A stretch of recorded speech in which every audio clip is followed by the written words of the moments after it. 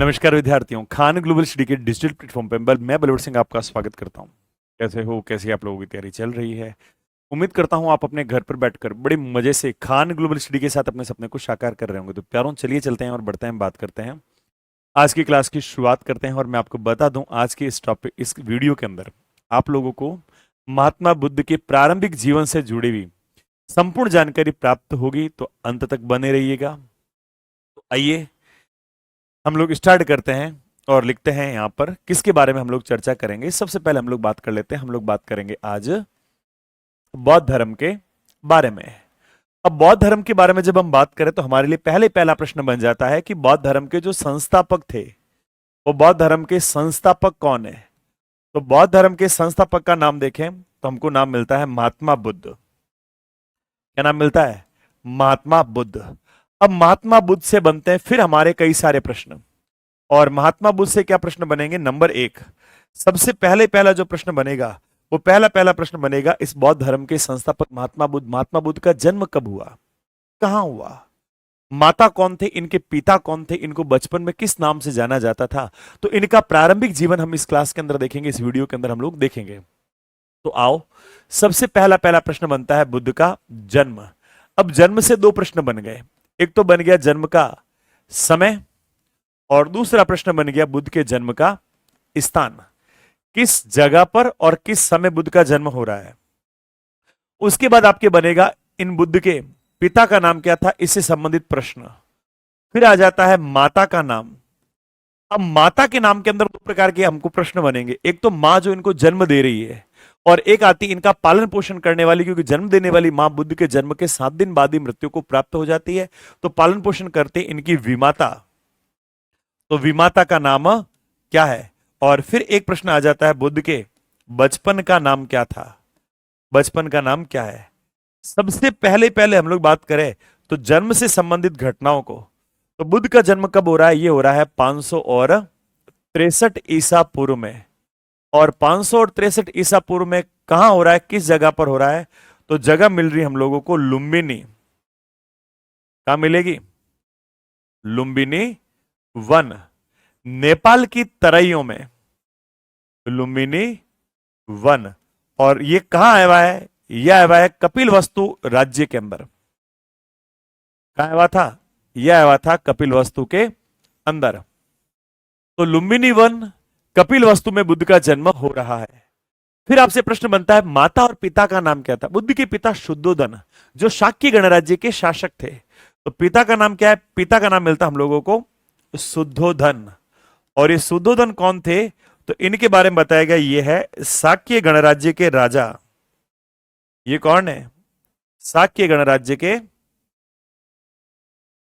गणराज्य के शासक थे। फिर माता का नाम आ जाता है आपके, जो जन्म के 7 दिन बाद ही मृत्यु हो रही है। तो बुद्ध की जो मां होगी, अब देखो विमाता गौतमी नहीं, मां कौन सी? महामाया। और महामाया का 7 दिन बाद ही हो रहा है देहांत। तो मां का नाम आ रहा है महामाया। और महामाया के बारे में बात करें तो इनका हो गया बुद्ध के जन्म के 7 दिन बाद मृत्यु। बुद्ध के जन्म के 7 दिन बाद ही हो गई इनकी मृत्यु, 7 दिन बाद। तो विमाता कौन हो जाएगी? ये हो जाएगी प्रजापति गौतमी। ये कौन हो जाएगी? प्रजापति गौतमी। और यही गौतमी बुद्ध का क्या करती है? पालन पोषण कर रही है। और इन्होंने बुद्ध का पालन पोषण किया है। इन्होंने क्या किया? बुद्ध को पाल पोस कर बड़ा किया है। तो बुद्ध को बचपन में तो बुद्ध नहीं कहा जाता होगा, जब बाल्य अवस्था के अंदर बुद्ध थे तो उस समय बुद्ध का नाम क्या था? तो उस समय बुद्ध का नाम था सिद्धार्थ। क्या नाम आ जाएगा? बुद्ध का नाम आ जाएगा यहां पर सिद्धार्थ। फिर प्यारो हम लोग बात करें तो 16 वर्ष के अंदर बुद्ध का विवाह कर दिया जाता है यशोधरा नाम की एक राजकुमारी के साथ में। तो अब आपसे आ जाएगा बुद्ध की पत्नी का नाम, और पत्नी है तो बेटा भी होगा, तो बुद्ध के पुत्र का नाम क्या होगा? ठीक है, फिर आपके प्रश्न बन जाएगा बुद्ध के पुत्र का नाम। तो पत्नी के बारे में बात करें तो बुद्ध की पत्नी का नाम मिलता हम लोगों को यशोधरा। क्या नाम मिलेगा? यशोधरा। और इसी यशोधरा से बुद्ध को एक बेटा उत्पन्न हुआ है, और उस बेटे का नाम है राहुल। इसका नाम क्या है? इसका नाम बन जाएगा यहां पे राहुल। अब प्यारों एक चीज याद रखना, क्या?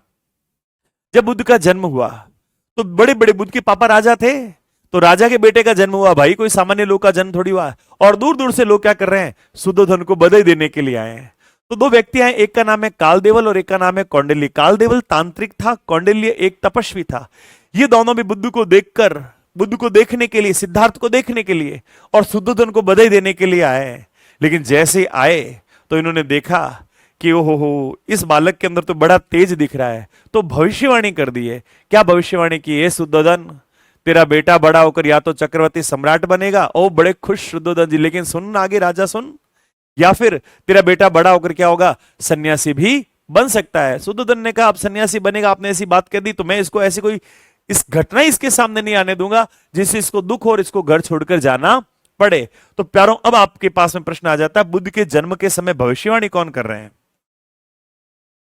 तो बुद्ध के जन्म के समय, जन्म के समय ये जो भविष्यवाणी की गई है, तो बुद्ध के जन्म के समय ये भविष्यवाणी किसके द्वारा की गई है? तो दो व्यक्ति आ रहे हैं यहां पर भविष्यवाणी करने के लिए। कौन कौन? नंबर एक कालदेवल और नंबर दो कौंडिल्य। कौन कौन आ गए? काल देवल और सेकंड नाम मिलता हम लोगों को कौंडिल्य का। कालदेवल कौन है? मैंने आपको बताया अभी, कालदेवल है एक तांत्रिक और कौंडिल्य कौन है? कौंडिल्य है एक तपस्वी। दोनों ने सेम भविष्यवाणी की है, या तो तेरा बेटा राजा बनेगा शुद्धोधन, वरना तेरा बेटा सन्यासी बन जाएगा। शुद्धोधन को चिंता शुरू हो गई और शुद्धोधन ने कहा ठीक है भाई, बेटा यहीं रहे, छोड़कर जाए नहीं, तो बेटे को जो सुख मिलना चाहिए वो सारा का सारा सुख दो, ताकि बेटा यहां से कभी जाने के बारे में सोचे ही नहीं। लेकिन बुद्ध तो एक दिन अपने पापा को कहते हैं, पापा मैं नगर भ्रमण करना चाहता हूं। और नगर भ्रमण करने के लिए एक सारथी को साथ लेकर गए, सुंदर नगर को सजा दिया गया, बढ़िया सा रथ लेकर आए हैं, बुद्ध को बिठाया और नगर भ्रमण पे गए। तो चार प्रतीक दिखेंगे बुद्ध को, चार चीज दिखेंगे जिनका मजिमम निकाय के अंदर स्पष्ट रूप से उल्लेख होता है। और उन चार चीजों को देखने के बाद बुद्ध के मन के अंदर वैराग्य उत्पन्न हो गया है।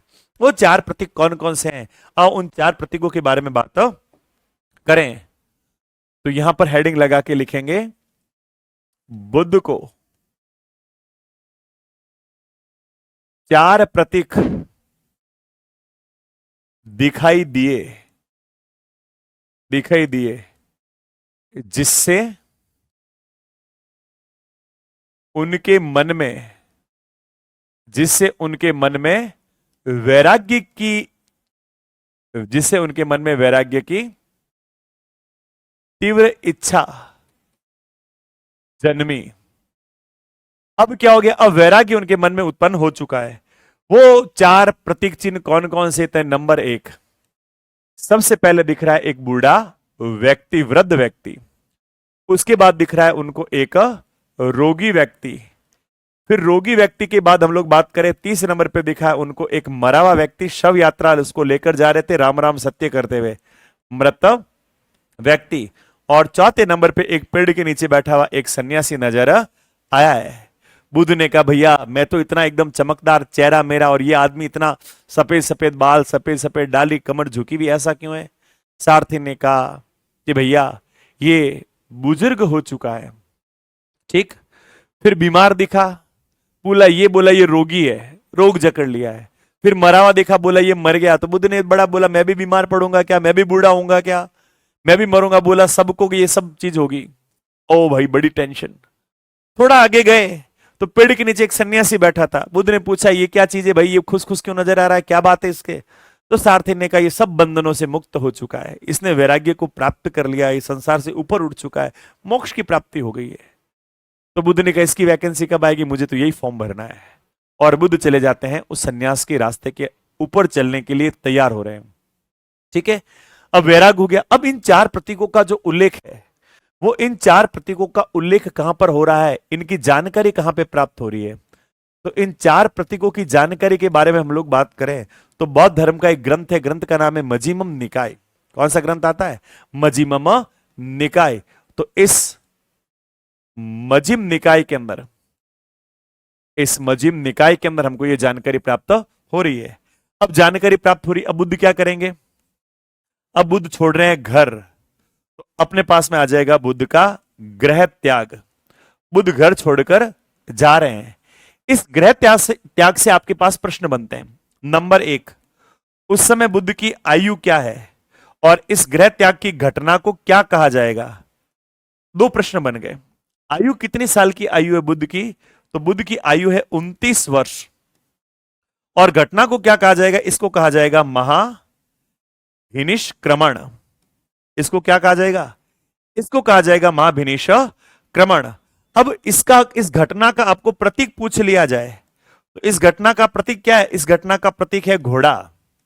घोड़ा। अपने सारथी छंदक और घोड़े कंदरक, इन दोनों को लेकर बुद्ध निकल पड़े हैं घर से बाहर। और कुछ देर जाने के बाद घोड़े कंदक को और सारथी छंदक को भी छोड़ दिया और बुद्ध आगे की तरफ चले जा रहे हैं, जंगलों की तरफ, जहां उनको दो गुरु मिलेंगे। और गृह त्याग के बाद बुद्ध के गुरु कौन बन रहे हैं? आपसे प्रश्न में यह भी पूछा जा सकता है। बुद्ध के, ये ऐसे लिखते हैं, गृह त्याग के बाद, गृह त्याग के बाद बुद्ध ने निम्न गुरुओं से शिक्षा प्राप्त की। निम्नलिखित गुरुओं से शिक्षा प्राप्त की। और वो गुरु कौन कौन से? नंबर एक, सबसे पहले मिला एक व्यक्ति जिसका नाम है आलार कलाम। पहले नंबर पे कौन आ रहा है? आलार कलाम। आलार कलाम के पास में आए, लेकिन बुद्ध को मजा नहीं आया। बोला नहीं गुरुजी, अभी पूरी संतुष्टि नहीं मिली। फिर आलार कलाम को छोड़ दिए और सेकंड नंबर पे आ गए उद्रक रामगुप्त के पास में। अब यहां आए, लेकिन यहां पर भी उद्रक रामपुत के पास में आए, लेकिन यहां पर भी मजा नहीं आया। उद्रक रामपुत, लेकिन यहां पर भी क्या है? सेटिस्फाइड नहीं हुए। बोला अलग जगह पर चलो। अब अलग जगह पर गए तो वहां पर 5 साथी बैठे थे जंगलों के अंदर। और 5 साथी बैठे थे, उनसे पूछा, अरे भाई तुम क्या कर रहे हो? बोला ज्ञान प्राप्ति के लिए आए हैं। तो बुद्ध ने कहा सेम टू यू, मैं भी इसीलिए आया हूं। तो कहा बैठ जा हमारे पास में। अब उन 5 साथियों के पास बैठे, लेकिन वहां पर भी वो उर्विला के जंगलों के अंदर भी ज्ञान प्राप्त हो नहीं रहा है। बुद्ध ने उनको भी छोड़ दिया है और उनको छोड़कर अब बुद्ध आगे की तरफ बढ़ रहे हैं। तो अब आपके पास प्रश्न बन जाएगा और प्रश्न आ जाएगा, बुद्ध को ज्ञान की प्राप्ति। अब क्या प्रश्न बन जाएगा? बुद्ध को ज्ञान की प्राप्ति। और ये बुद्ध को जो ज्ञान की प्राप्ति हो रही है, इस ज्ञान की प्राप्ति में क्या क्या प्रश्न बनेंगे? नंबर एक, कितने साल की आयु के अंदर? नंबर 2, किस स्थान पर? नंबर 3, किस पेड़ के नीचे? नंबर 4, किस नदी के किनारे? नंबर 5, उस ज्ञान का नाम क्या है? तो सबसे पहले आयु कितनी हो जाएगी? आयु हो जाएगी अब बुद्ध की 35 वर्ष। 29 साल में घर छोड़ा और 35 साल की आयु, यानी 7 साल तपस्या की, उसके बाद ज्ञान की प्राप्ति हो गई। जगह कौन सी है? जगह आ रही यहां पे बौद्ध गया। वृक्ष कौन सा होगा? पीपल का पेड़, जिसको वर्तमान में क्या कहा जाता है? पीपल का वृक्ष, जिसको वर्तमान में कहा जाता है बोधि वृक्ष। इसको क्या कहा जाता है? जिसको कहा जाता है बोधि वृक्ष। नदी कौन सी है? तो नदी के बारे में बात करें तो नदी आ रही है पुनपुन नदी। पुनपुन नदी। इसी पुनपुन नदी का नाम क्या मिलता है? निरंजना और फल्गु नदी। इसी का नाम क्या मिलेगा? इसी का नाम मिल जाएगा निरंजना नदी, या इसी का नाम मिल जाएगा फल्गु नदी। निरंजना नदी और फल्गु नदी। और ज्ञान कौन सा मिला है? तो निर्वाण ज्ञान की प्राप्ति हो गई है बुद्ध को। और इस ज्ञान की प्राप्ति की घटना को कहा जाता है महासंबोधि। और इसी घटना के बाद बुद्ध कहलाए। और ये ज्ञान मिला कैसे? सुजाता ने खीर खिलाई है। एक नगर सेठ थी, नगर सेठ की वधू थी सुजाता, और उस खीर लेकर आई है और खीर लाकर कहा आर्य खीर खा लो। बुद्ध ने कहा नहीं, अपन तपस्या में, सॉरी, अपन खीर नहीं खा। वो वीणा का उदाहरण देती है और वीणा का उदाहरण देकर कहती है वीणा के तार को इतना मत कसो कि संगीत उत्पन्न ना हो, और इतना ढीला मत छोड़ो कि वहां संगीत उत्पन्न ना हो, और इतना कसो मत कि तार टूट जाए। बुद्ध ने कहा लाओ खीर खा लेते हैं, क्योंकि बौद्ध धर्म मध्य मार्गिक बन जाता है, ना ज्यादा कठोर तप, ना ज्यादा ऐश आराम। तो बीच का रास्ता बुद्ध ने स्वीकार किया है। अब फिर आपके प्रश्न बन जाता है, ज्ञान के बाद ज्ञान बताना तो जरूरी होगा ना, कितना हमको आता है, उपदेश देना होगा। तो आपसे प्रश्न में पूछ लिया जाता है, बुद्ध का प्रथम उपदेश, बुद्ध का प्रथम उपदेश और बुद्ध ने ये जो पहला उपदेश दिया है, वो पहला उपदेश कहां दिया है? ये पहला उपदेश दिया है सारनाथ के अंदर। कहां दिया है? ये दिया है सारनाथ के अंदर। अब आपसे प्रश्न पूछा जाता है, इस प्रथम उपदेश की घटना को क्या कहा जाता है?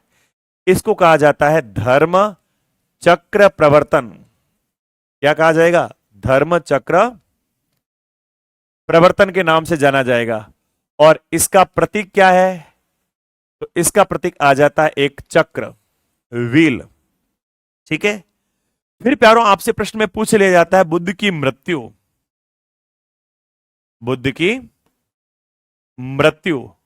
अब मृत्यु से बनते हैं 3 प्रश्न। नंबर 1, उस समय आयु कितनी थी? मृत्यु कौन से साल हुई है? और मृत्यु किस स्थान पर हो रही है? ठीक है। आयु, समय और स्थान।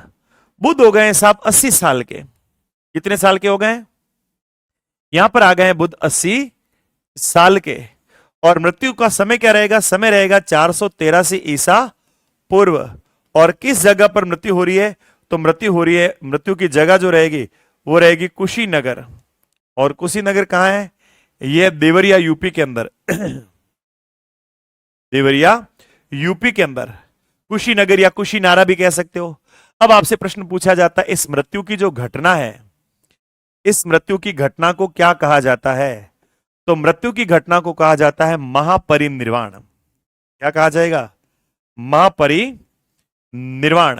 और आपसे पूछा जाए इसका प्रतीक क्या है? तो इसका प्रतीक हो जाएगा स्तूप। इसका प्रतीक क्या होगा? इसका प्रतीक हो जाएगा स्तूप। स्तूप इसका प्रतीक रहेगा। ठीक है। ये हो गई अपने बुद्ध धर्म से संबंधित प्रमुख बातें। अब इसके बाद आपके बौद्ध संगीतियां, बुद्ध की शिक्षाएं हैं, 4 आर्य सत्य, अष्टांगिक मार्ग, बौद्ध धर्म के त्रिरत्न, 4 बौद्ध संगीतियां, बौद्ध धर्म के सिद्धांत, ये सब आपके और बसते हैं। और इन सबको अपन जानेंगे, इनके बारे में भी अपन चर्चा करेंगे। लेकिन कब? अपने अगले पार्ट के अंदर। मजा आया जानकर? ये बहुत महत्वपूर्ण जानकारी, हर एग्जामिन में से कोई ना कोई प्रश्न तो बने ही जाते हैं। तो प्यारों, दीजिए अनुमति, लेते हैं विदा। मिलेंगे हम जल्दी ही अपनी कोर्स की क्लासों के अंदर। तब तक के लिए जय हिंद, जय भारत, धन्यवाद, राधे राधे प्यारो, राधे राधे।